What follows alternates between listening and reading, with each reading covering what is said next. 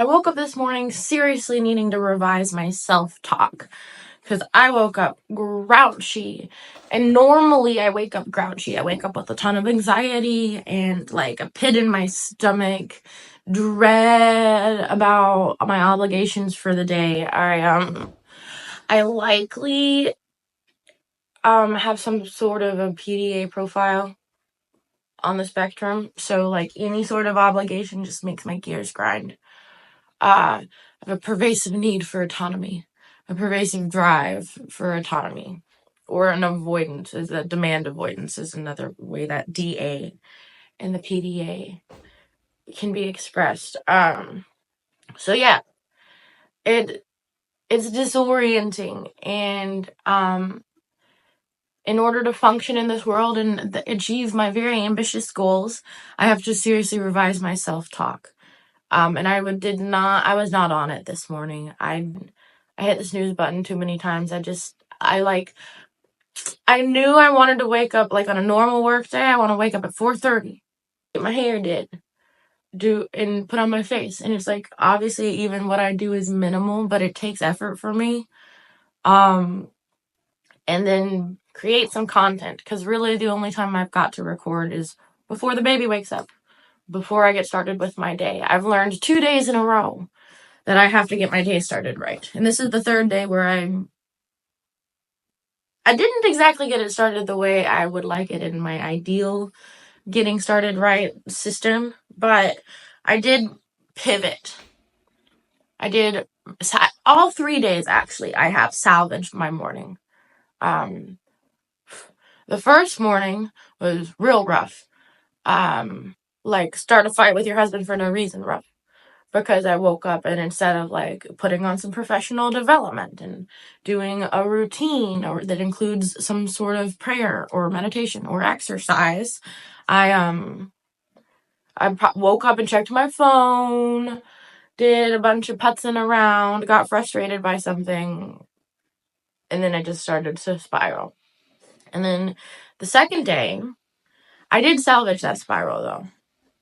But only really, I mean, I'm capable and competent, and I could have salvaged it without my parents' help, but my mom was here.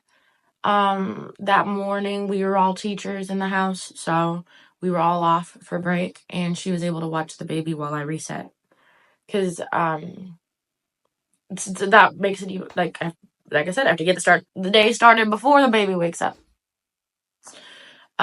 Yesterday I didn't have work, but I did have childcare, and so there was some amount of waking up and preparing to take my baby to daycare to get my day started. And I had this decision in my head that I made. I chose this. I said I could take a shower and get ready and get dressed and like put on, feel presentable now, or I could just go take the baby to daycare, come back and do that. And so I chose the lazy option, got up, got the baby to daycare in like yesterday's clothes. Didn't even really brush my hair, just put it up.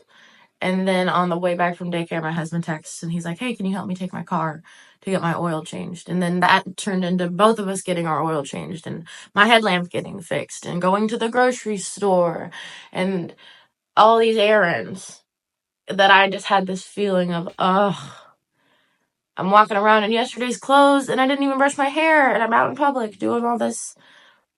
This isn't how I want to represent myself. And I really thought about what could I have done. And it's like, once the day starts, the day starts.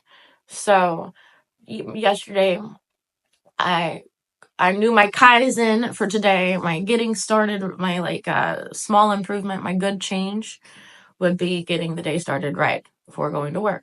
And that includes professional development, getting dolled up and recording some content, because that's going to be this necessary piece of pushing myself out as an authority, as a leader that people want to follow, as a teacher that people want to learn from. My dad, he's a consultant, he's an educator, he's a retired research scientist in the ORNL, Oak Ridge National Laboratory space. He was a group director and he considered himself an intrapreneur. So I've got teachers in my blood. I've got entrepreneurs, innovative, creative engineers in my blood. And my dad is one of my mentors, and he's a member of my professional learning community. And he talks about it. He likes to call it a Sherpa instead of like a teacher. Is I can be your Sherpa, which is the person who guides you on your alpine trek, whether you want to hike to the top of Mount Everest or just like hang out in the foothills. The level I can take you as far as I've gone before. So I'm not climbed the peak of Mount Everest, but I've achieved some things and I'm doing the work. And so that is what I am positioning myself, the place of authority that I am standing on. Sherpa. So getting started right in self-talk is really the lesson of the day, I suppose. The self-talk piece, if you're anything like me, I'm super negative self-talk. My inner dialogue is shit. Excuse my French. And my therapist, my life coach, my psychotherapist, dear friend at this point, is how I view him. I don't know what that is. Just transference or love from source. But he talks about it when we talk as soon as I sense my self-talk getting negative, it's as if it's like a caution, rocks are falling, like a big sign, like you have to do something to block the hole in the dam so the whole levee doesn't break. It's like plug the hole quick, like, and throw yourself at it like it is life or death. The most important thing in the world right now is for me to speak love over myself instead of negativity.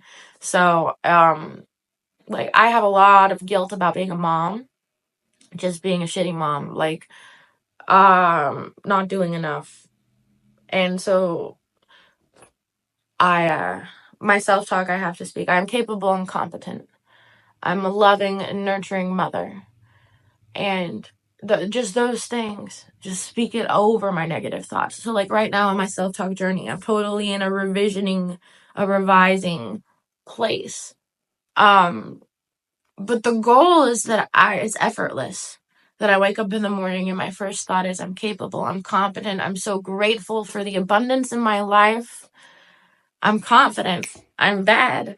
I'ma say it till I really think that. I'm rich like a king in my head. I'ma say it till I really believe that. And like that is like the first thing that comes out of me. It flows out of me with my waking breath. And that is not the case right now. Prayer is something that is crucial in this walk, period. It doesn't matter who you are. And like my husband, if you've seen pictures or whatever, he's melanated, he's black, he's indigenous and Caribbean, and he talks about how black people and white people pray different. So like in a black church, it's really common for just the prayer to go on and on because you're listing the names of God. This is what he's communicated to me, is that they'll just like, oh Lord, Most High, Savior, just like list all these names. And he said it's very different. It seems a little like white people were more irreverent and casual with how they pray to God. Like, fix this, please. It's bigger. It's too big. Take it. Just, just like that. And I was wondering if the listing of the names was like dowsing for water. Because a lot of the times when I pray, it's like I'm starting to talk, but I haven't connected with source yet. I haven't touched the spirit. And so I'm like, I'm talking, but it's like I'm seeking, I'm reaching out, hey, touch my hand.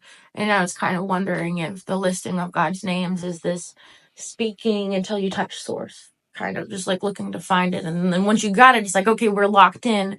Now I'm going to pray and talk to God about whatever it is that I'm grateful for, worshiping for, asking for, etc.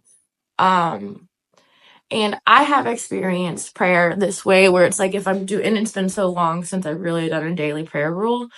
So it's do as I say and not as I do. And I ought to do as I say too. But what I've experienced is like I say the prayers every day. And I'll at some point in there I'll like bob in and out of the water. And occasionally, I'm in deep. But because I'm saying those prayers every day, what'll happen is I'll be out in my daily life and there'll be some sort of a hiccup, a crisis, a thing, and the prayer will well out of me. This now is like a geyser, just a well, but the wellspring is not like I've dug in, it's like geyser, just overflowing. And that is what I want my morning self-talk to be when I wake up. It's just like I'm building up this flow so that eventually when I wake up, it's the first thing that comes out of my mind. So I'm so grateful for the abundance in my life. I'm so grateful for my family. I'm loved and poured into. I'm cherished and nurtured, and I'm nurturing and I pour into others. That is what I'm building towards. I've heard people talk about in business, like generating leads, working on client acquisition, and in general doing the sales funnel pipeline so that people can come and see who you are, learn what you're about, and if they're a good fit, like, all right, I need your services, let's exchange some money. Like, this product is amazing, I need to have it, right? Like, to get to that point, you have to keep the lead generation machine going, and you have to keep the conversations going. And I've heard people talk about that like a well, like a pump, where you just pump the well and water's not coming out, but you pump the well and eventually water starts pumping out, right? And it can get to the point where you could let off the pump for a while and the water would flow, but it would slow down and then eventually stop. And so you never want to get your hand off the pump. And it's the self-talk prayer practice. Even in business, it's all like this. I'm trying to get the flywheel moving again. I'm going for momentum. So